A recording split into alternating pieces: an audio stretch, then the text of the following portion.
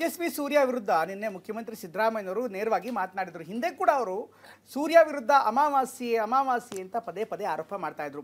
ಇಷ್ಟು ದಿನ ಸುಮ್ಮನೆ ಇದ್ದಂಥ ತೇಜಸ್ವಿ ಸೂರ್ಯ ಇವತ್ತು ತಿರುಗೇಟನ್ನು ಕೊಟ್ಟಿದ್ದಾರೆ.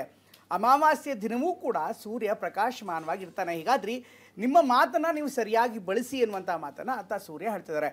ಇಷ್ಟಕ್ಕೂ ಮುಖ್ಯಮಂತ್ರಿಗಳು ಯಾಕೆ ಮತ್ತೆ ಮತ್ತೆ ಅಮಾವಾಸ್ಯೆ ಅಂತ ಹೇಳ್ತಾರೆ? ಇದಕ್ಕೆ ಸೂರ್ಯ ಕೌಂಟ್ರ್ ಏನು? ಸಂಪೂರ್ಣ ವಿವರವಾದಂಥ ಸ್ಟೋರಿ ಇದರಲ್ಲಿದೆ ನೋಡಿ.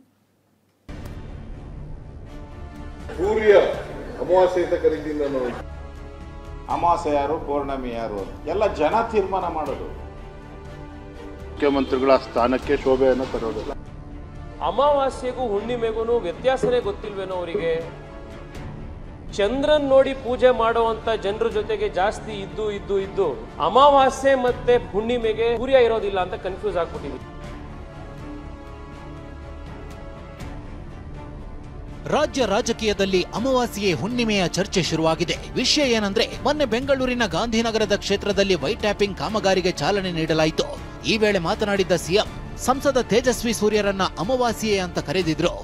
ಅವ್ರು ಯಾರೋ ಒಬ್ಬ ಸೌತ್ ನಲ್ಲಿ MP ಸೂರ್ಯ ಅಮಾವಾಸ್ಯೆ ಅಂತ ಕರೀತೀನಿ ನಾನು. ಸಿಎಂ ಹೇಳಿಕೆಯ ಬೆನ್ನಲ್ಲೇ ತಿರುಗಿ ಬಿದ್ದಿದ್ದ ಬಿಜೆಪಿ ನಾಯಕರು ಸಿದ್ದರಾಮಯ್ಯ ವಿರುದ್ಧ ಹರಿಹಾಯ್ದಿದ್ರು. ಬಿಜೆಪಿ ರಾಜ್ಯಾಧ್ಯಕ್ಷ BY ವಿಜಯೇಂದ್ರ, ವಿಪಕ್ಷ ನಾಯಕ R ಅಶೋಕ್ ಇಂತಹ ಮಾತು ಸಿಎಂ ಸ್ಥಾನಕ್ಕೆ ಶೋಭೆ ತರಲ್ಲ ಎಂದಿದ್ರು. ತೇಜಸ್ ಇಲ್ಲ, ಯಾರ ಅಮಾವಾಸ್ಯೆ ಯಾರ ಪೌರ್ಣಮಿ ಎಲ್ಲ ಜನ ತೀರ್ಮಾನ ಮಾಡೋದು.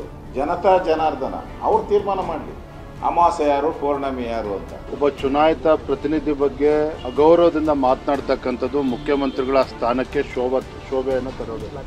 ಸಿಎಂ ಹೇಳಿಕೆಗೆ ಇವತ್ತು ಪ್ರತಿಕ್ರಿಯಿಸಿದ ತೇಜಸ್ವಿ ಸೂರ್ಯ, ಹುಣ್ಣಿಮೆ ಅಮಾವಾಸ್ಯೆಯ ವ್ಯತ್ಯಾಸ ಬಿಡಿಸಿ ತಿರುಗೇಟು ಕೊಟ್ಟಿದ್ದಾರೆ. ಹಿರಿಯರಿದ್ದಾರೆ, ಲೋಕಾನುಭವ ಇರೋರಿದ್ದಾರೆ, ಆದ್ರೆ ಅವರು ಬಹುಶಃ ಅಮಾವಾಸ್ಯೆಗೂ ಹುಣ್ಣಿಮೆಗೂ ವ್ಯತ್ಯಾಸನೇ ಗೊತ್ತಿಲ್ವೇನೋ ಅವರಿಗೆ. ಹೊರಗಡೆ ಹೋಗೋರು ನೋಡೇ ಇಲ್ವೇನೋ ಅಂತ ಎಷ್ಟೋ ಸತಿ ಭಾಸ ಆಗುತ್ತೆ. ಅಮಾವಾಸ್ಯೆ ದಿವಸನೂ ಸೂರ್ಯ ಇರ್ತಾನೆ, ಹುಣ್ಣಿಮೆ ದಿನನೂ ಸೂರ್ಯ ಇರ್ತಾನೆ.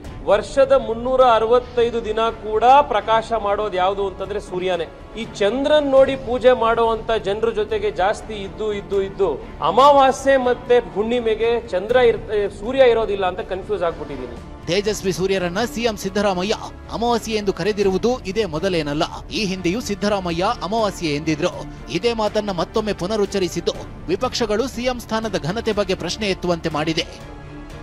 ಕಿರಣ್ ಹನಿಯಡ್ಕ, TV9 ಬೆಂಗಳೂರು.